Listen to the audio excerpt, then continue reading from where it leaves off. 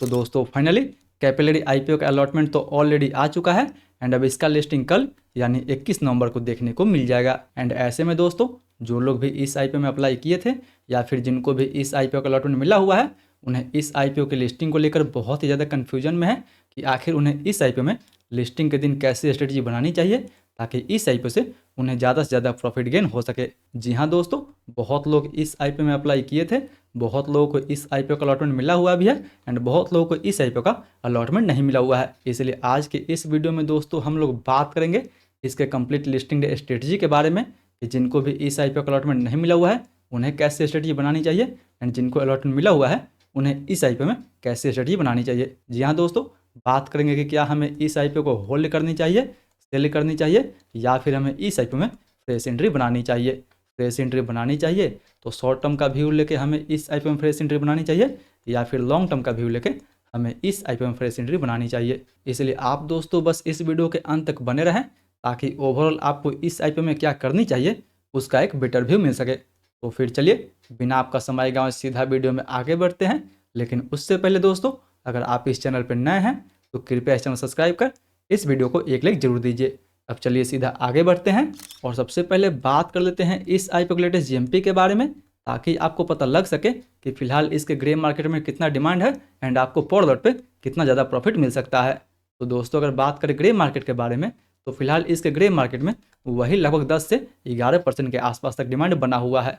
मतलब अगर 11% के आसपास देखा जाए तो कहीं ना कहीं लगभग 1500 से लेकर 1600 के आसपास तक आपको प्रॉफिट देखने को मिल सकता है पर लॉट पे। मतलब दोस्तों इस आईपीओ का प्राइस बैंड 549 रुपये से लेकर 577 रुपये के आसपास तक रखा गया था, जबकि फिलहाल ग्रे मार्केट में इसका 11% के आसपास डिमांड बना हुआ है। तो उस हिसाब से इसका लिस्टिंग कहीं वही आपको 635 रुपये से लेकर 650 रुपये के आसपास देखने को मिल सकता है। जी हाँ दोस्तों, अगर 577 रुपये के प्राइस बैंड पे ओपन होते हुए अगर इसका लिस्टिंग 650 रुपये के आसपास तक होता है तो इसका लिस्टिंग हम एक डिसेंट लिस्टिंग बोल सकते हैं। बट याद रहे दोस्तों कि किसी भी आईपीओ के उसके जीएमपी पे हमें पूरा भरोसा नहीं करनी चाहिए, क्योंकि जीएमपी एक टेंटेटिव गेन होता है जो मार्केट को देखते हुए कभी भी ऊपर नीचे हो सकता है। इसका रिसेंट एग्जाम्पल आप ग्रो के आईपीओ में देख सकते हैं, पाइन लैब्स के आईपीओ में देख सकते हैं एंड इवन फिजिक्स वाला के आईपीओ में देख सकते हैं।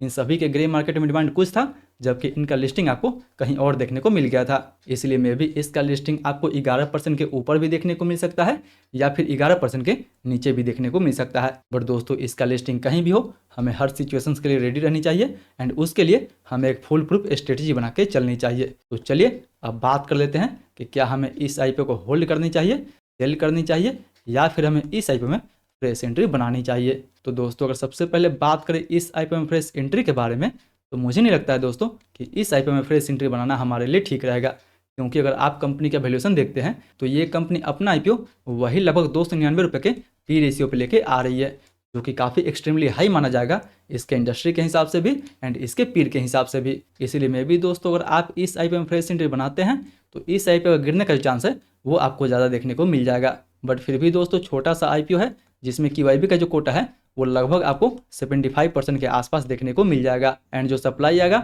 वो बस आपको 25% के आसपास ही सप्लाई देखने को मिलेगा। इसीलिए मैं भी अगर इन 25% का सप्लाई आपको देखने को मिलता है तो मार्केट भी अभी काफ़ी अच्छा है, प्राइमरी मार्केट भी काफ़ी अच्छा कर रहा है, हर आईपीओ की लिस्टिंग अभी ठीक ठाक देखने को मिल रहा है।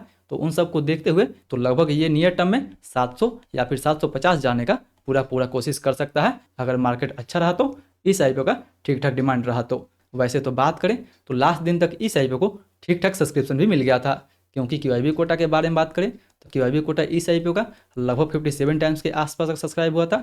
HNI कोटा इस आईपीओ का लगभग 17 टाइम्स के आसपास तक सब्सक्राइब हुआ था।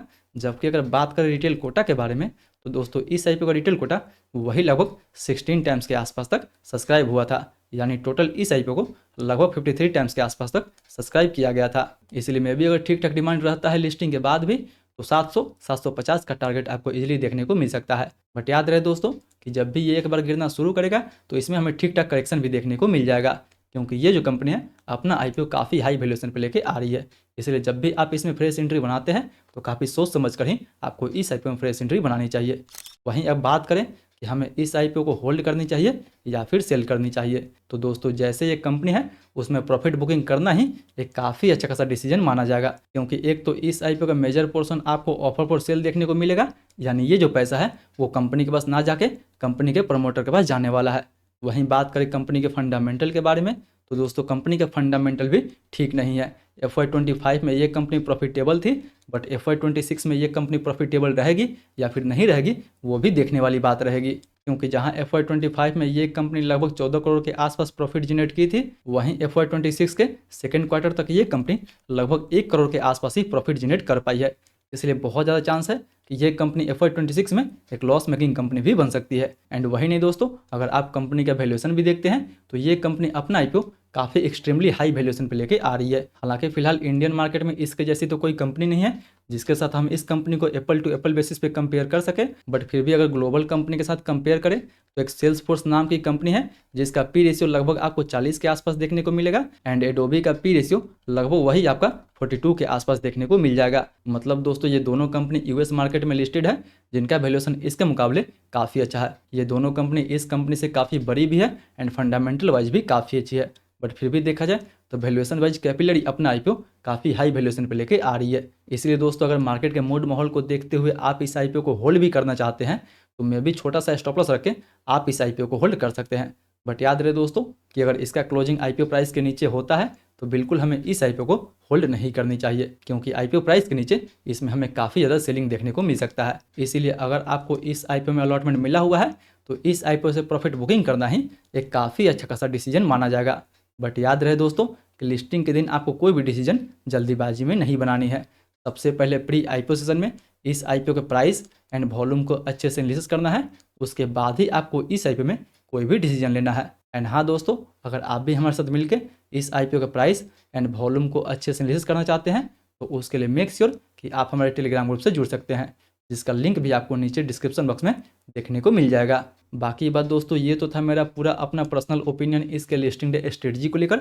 आपका क्या व्यू है? आप इस आईपीओ में होल्ड करने वाले हैं, सेल करने वाले हैं, या फिर इस आईपीओ में फ्रेश एंट्री बनाने वाले हैं? वो भी हमें नीचे कमेंट करके ज़रूर बताएं। एंड हाँ दोस्तों, अभी एक्सेल सॉफ्ट का आईपीओ ओपन हुआ है, अभी तक आपने उस आईपीओ का फुल रिव्यू नहीं देखे हैं तो इस वीडियो पे क्लिक करके आप इसका फुल रिव्यू देख सकते हैं एंड जान सकते हैं कि आपको इस आईपीओ में अप्लाई करनी चाहिए या फिर नहीं करनी चाहिए।